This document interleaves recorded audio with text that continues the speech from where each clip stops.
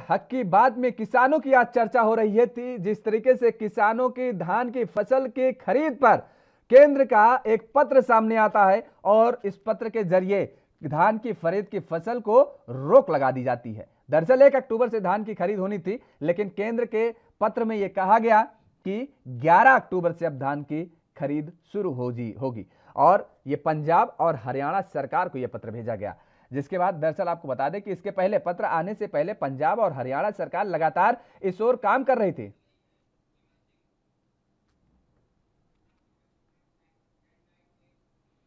और इसी बीच हमारे साथ एक दर्शक जुड़ चुके हैं, सीमा सिंह जी। सीमा सिंह जी, आपका बहुत बहुत स्वागत है। आप किस नजरिए से इस फैसले को देखती हैं, केंद्र के फैसले को? सर जी, मुझे ना ग्रोंडे से बोल रही हूँ मैं जी। मुझको है मकान की दिक्कत। मुझे ना तो मकान है मकान कड़िया वाला है जी। मुझे मोदी की कोई भी सुविधा नहीं मिल रही।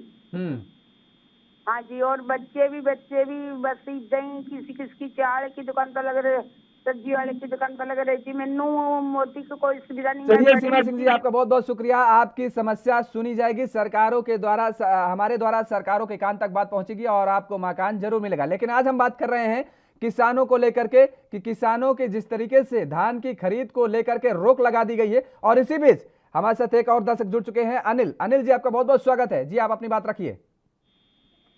साहब, मेरा ये कहना है, जब गवर्नमेंट की पॉलिसी वो लोग बना रहे हैं जो अपने कार के दरवाजे, अपने कलम और अपनी सूटकेस नहीं उठा पाते हैं, ऐसे लोगों के बीच ये देश का प्लानिंग चला गया है। यह किसान अपनी बात कैसे किससे कहेगा और इस पर कब विचार किया जाएगा? हम जी अनिल जी कहिए। उसके बाद हम ये इस भारत सरकार से और इस पूरे देश के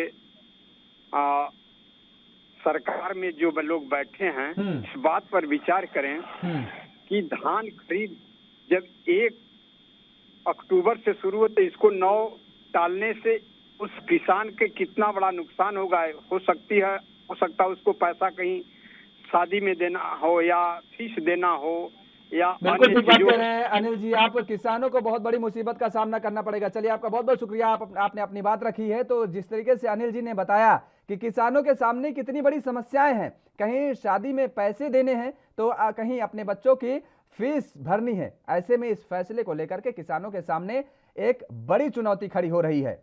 और दरअसल आपको बता दें कि लगातार किसानों को लेकर के जिस तरीके से हो रहा है, और मुद्दे को वापस आएंगे, लेकिन फिलहाल वक्त चला एक छोटे से ब्रेक पर, और ब्रेक के बाद फौरन वापस हाजिर होते हैं।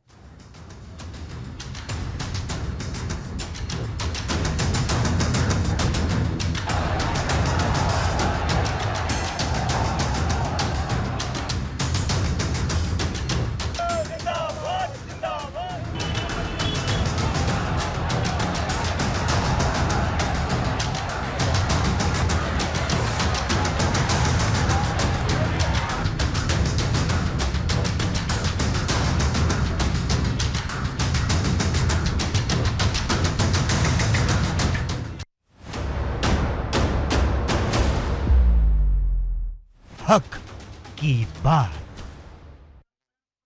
और ब्रेक के बाद एक बार फिर आप सभी का स्वागत है। हक की बात में चर्चा आज किसानों को लेकर के हो रही है कि जिस तरीके से किसानों की धान की खरीद को लेकर के केंद्र का ये पत्र आया है और उसमें कहा गया है कि 1 अक्टूबर की बजाय अब 11 अक्टूबर से धान की खरीद पंजाब और हरियाणा में होगी। इसी मुद्दे पर आज दर्शक लगातार हमारे साथ जुड़ रहे हैं और इसी बीच सतीश, एक दर्शक हमारे साथ जुड़ चुके हैं। सतीश जी, आपका बहुत बहुत स्वागत है, आप अपनी बात रखिए।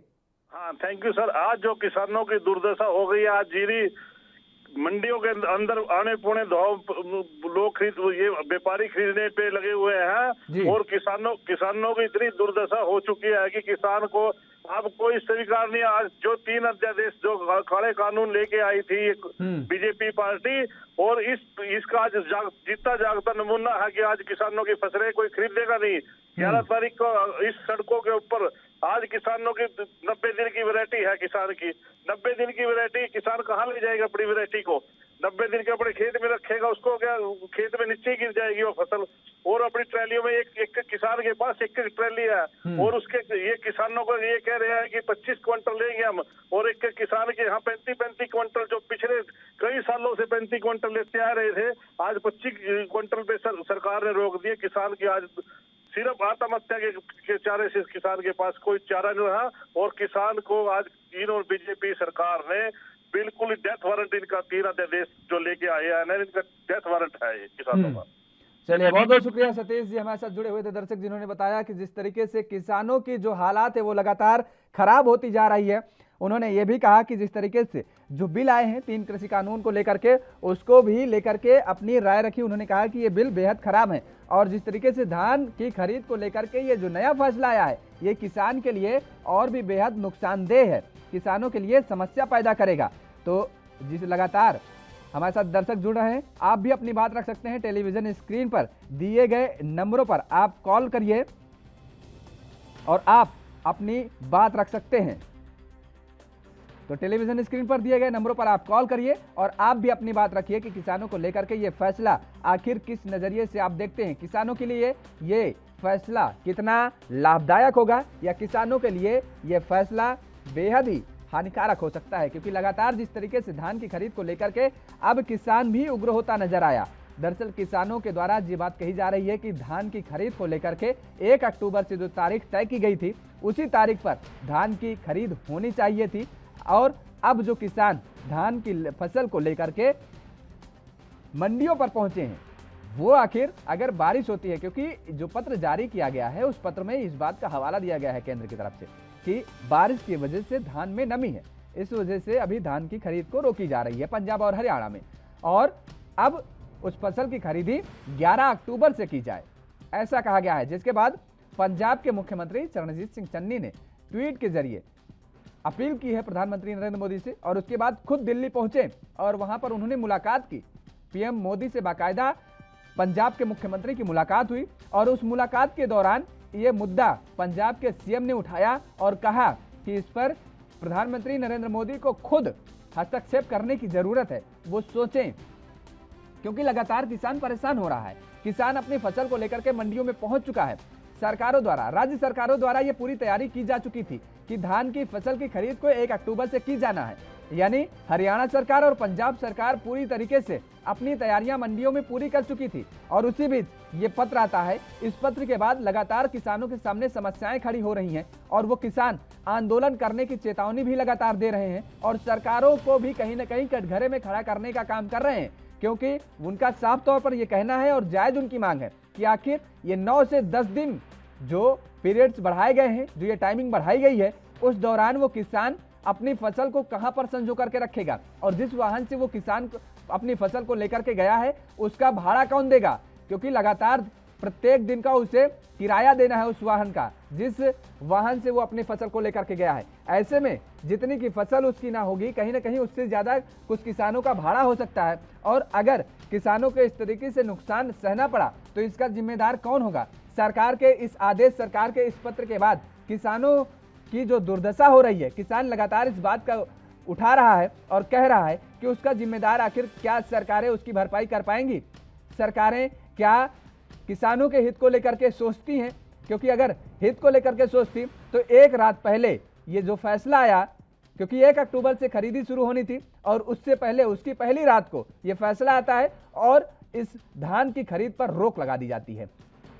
केंद्र सरकार के द्वारा से पत्र जारी किया जाता है राज्य सरकारों को, पंजाब और हरियाणा सरकार को, और कहा जाता है कि एमएसपी की खरीद, एमएसपी पर धान की खरीद अभी 1 अक्टूबर से नहीं होगी, 11 अक्टूबर से धान की खरीद शुरू होगी एमएसपी पर। तो ऐसे में जो किसान अपनी फसल को लेकर के पहुंच चुके मंडियों में, लाखों क्विंटल धान की फसल मंडियों में पहुंची, और उस फसल का होगा क्या। लगातार किसानों के मुद्दे को लेकर के, किसानों की हक की बात को लेकर के एएनबी न्यूज अपने खास प्रोग्राम हक की बात में किसानों के मुद्दे को उठा रहा है और आम जनता की राय भी ले रहा है, और उसके बाद आम जनता की राय सरकारों के कानों तक पहुंचाने का काम कर रही है। खरीफ की प्रोक्योरमेंट का सीजन ये शुरू हो रहा है, और इसमें मुख्य फसल धान और बाजरा ये होते हैं।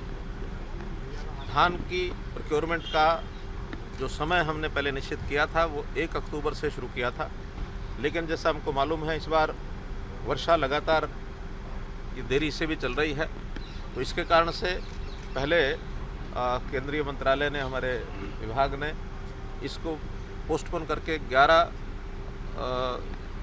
अक्टूबर था, लेकिन हम देखते हैं हरियाणा की मंडियों में धान बहुत सा आ चुका है और उसमें प्रोक्योरमेंट के लिए सब किसानों की ओर से भी मांग थी कि इसको जल्दी शुरू किया जाए।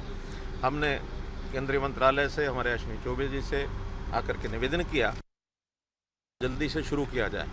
तो अभी बैठ करके एक निर्णय ये हुआ है कि कल से विधिवत 3 तारीख से 3 अक्टूबर से और ये प्रोक्योरमेंट जो है वो सब जगह शुरू हो।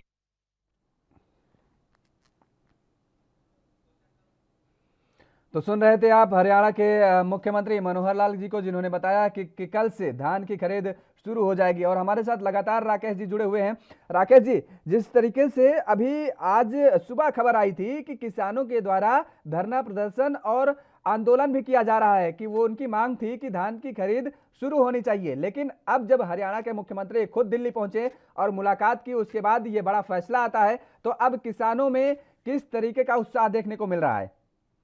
देखिए, अभी क्योंकि मुख्यमंत्री, आप जानते हैं कि जब किसानों ने इस बात का विरोध किया तो मुख्यमंत्री तब से ही प्रयासरत थे कि धान की खरीद में देरी नहीं होनी चाहिए और मुख्यमंत्री ने मुहिम छेड़ दी थी कि ये जल्द से जल्द शुरू होगी। और मुख्यमंत्री इसी कड़ी में, जैसा मैंने पहले बताया था कि उप मुख्यमंत्री जिनके पास खाद्य एवं आपूर्ति विभाग भी है और कृषि मंत्री जेपी दलाल के साथ आज अश्विनी चौबे जो केंद्रीय खाद्य एवं आपूर्ति मंत्री हैं उनसे मिले हैं। क्योंकि खरीद का विषय आप जानते हैं कि प्रोक्योरमेंट जो है स्टेट के साथ साथ केंद्र का विषय रहता है और केंद्र इसमें बड़ी भूमिका निभाता है। 2 एग्रीगेरियन स्टेट्स हैं, पंजाब और हरियाणा, तो ये सेंटर की विषय रहता है। तो सेंटर ने 11 से, क्योंकि इन दिनों में बरसातें थी, तो एक विषय ये लिया गया था कि इस वजह से देरी से होगी। लेकिन जिस तरह सारा इस समय किसान आंदोलन भी चल रहा है और किसानों को ये बात जो है रात नहीं आई थी और इस विषय की गंभीरता को मुख्यमंत्री जानते भी थे।